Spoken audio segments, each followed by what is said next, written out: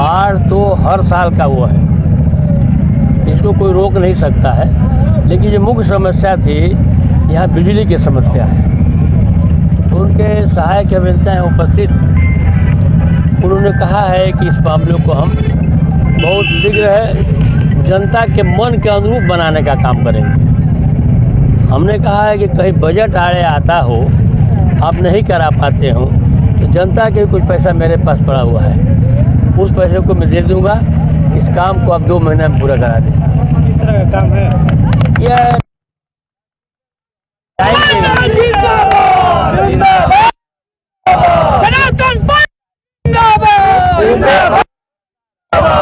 अगर ओपन तार है तो दिक्कत आती है।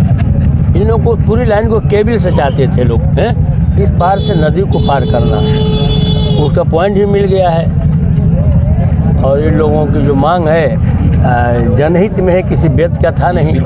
तो हम लोग व्यक्ति के लिए नहीं, हम जनहित के लिए है। जनता ने चुना है तो जनहित के काम होना है। ये प्राथमिकता पर होगा, चाहे उसका आशय मिलता है, चाहे इसके विभाग के लोग रोक कर करें, चाहे हद से करें या चाहे हमसे मांग कर करें, इसको निश्चित रूप से हम पूरा करवाएंगे। आपने अधिकारियों से बात किया है? अधिकारी आए थे, बात हुई है। क्या उनके द्वारा किया? उन्होंने तो कम समय बताया, मैंने तो 2 माह कह दिया। 2 माह में इसको पूरा कर देंगे। हमने कहा कि कोई भी अड़चन आती हो, आपको धन की अड़चन आती हो, तो आप बताइए कि मैं अपने आपके द्वारा गए निधि से दे करके उसको पूरा करवाने का काम करूँगा। इन दिनों पूरे जनपद में, पूरे उत्तर प्रदेश में कहीं के बाढ़ का आपदा आया हुआ है। बलिया में भी हजारों ऐसे घर हैं जो बाढ़ के चपेट में आ चुके हैं, कई मकानें कटान में कट चुकी हैं। आप लोग भी लगातार दौड़ा रहा समाजवादी पार्टी का भी, क्या स्थिति है और जो व्यवस्था है उनको सरकार की तरफ से जो मिल रही है उसको लेकर आप क्या कहना चाहेंगे? देखिए, सरकार, हम भी कहेंगे तो सरकार से ही कहेंगे। जब हम पहला सत्र हमारे राजनीतिक जीवन का लोकसभा में चल रहा था, तो उस समय जो है 25,000 तो रुका रहा है, उसमें 25,000 करोड़ रुपया बिहार को पैकेज दिया गया था केंद्र सरकार के द्वारा बाढ़ से बचाने के लिए बिहार को। उस समय मैंने कहा था कि बिहार की बाढ़ आसमान से नहीं आती है। बिहार का बाढ़ का पानी, चाहे गंगा का पानी हो, चाहे घाघरा का पानी हो, वो बलिया होकर के बिहार में जाता है। अगर आप बलिया में इसकी व्यवस्था नहीं कर पाएंगे तो आप इसकी व्यवस्था बिहार में नहीं कर पाएंगे।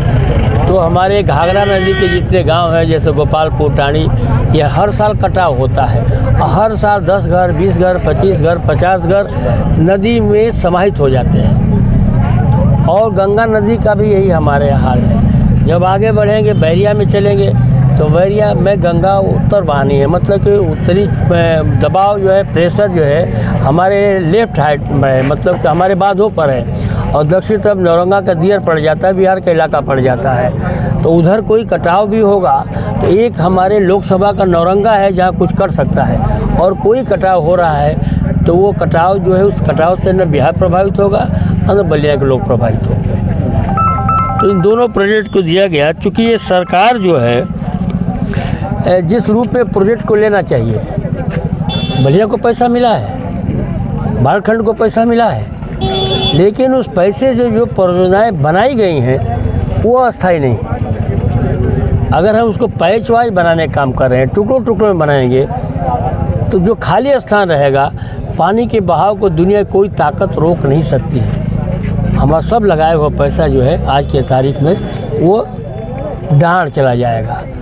तो यहाँ पर जो विभाग है हमारा, बाढ़ विभाग, वो भी नहीं चाहता है कि बढ़िया काम हो, और सरकार भी नहीं चाहती है कि अस्थायी काम हो। दोस्तों समझिएगा, सरकार भी नहीं चाहती है कि अस्थायी काम हो, और विभाग भी नहीं चाहता है कि अस्थायी काम हो। क्योंकि अस्थायी काम हो जाएगा, इन लोगों की जो लूट खसोट का जो है वो दायरा वो कम हो जाएगा, और उसका ये जनता बार बार जीवन में भोगती रहती है। जब 19 का हम चुनाव लड़े थे तो उसमें एक बांध बहा था, याद कीजिएगा आप, दुबे छपरा बांध, उसमें 39 करोड़ रुपया जो है हमारे यहाँ हमारी सरकार ने दिया था। आज भी बांध जो है पूरा नहीं हो पाया।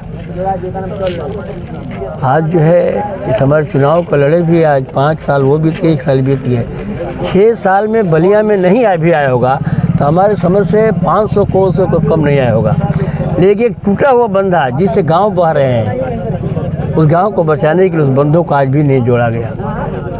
कल भी हम गए थे, कल भी मैंने अधिकारियों से बात किया, इन्होंने ठेकेदारों पर सौंपा।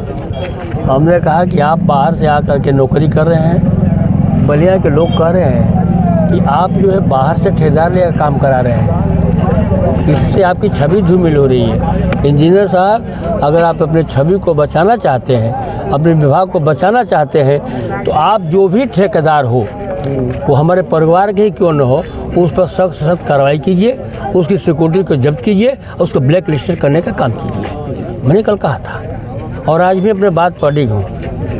अभी